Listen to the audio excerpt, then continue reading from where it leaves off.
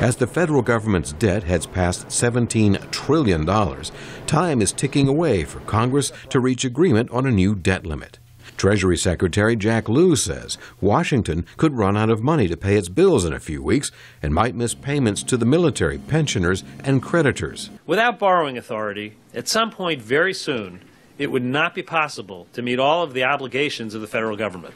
A default could start a severe recession, boosting unemployment, Treasury officials say. To keep operating for a few weeks, the Treasury can use accounting maneuvers, but Lew says Congress must quickly agree to raise the limit on borrowing.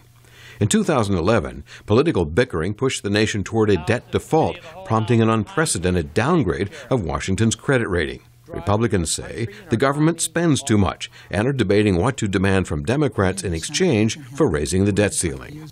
House Speaker John Boehner says no decisions have been made. We're still looking for the pieces to this puzzle, but listen, we do not want to default on our debt, and we're not going to default on our debt.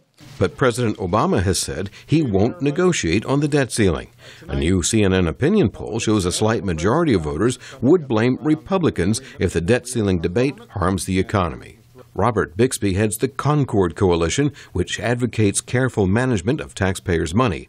He says defaulting on debt is unlikely and unthinkable. Once the bills have been incurred, they need to be paid. And so if you don't raise the debt limit, you're basically saying we're not going to pay our bills.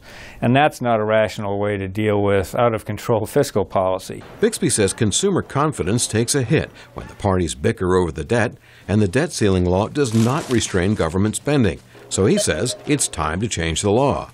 Bixby says the real challenge is to find ways to cut spending, raise taxes, or both so the nation's debt is more manageable.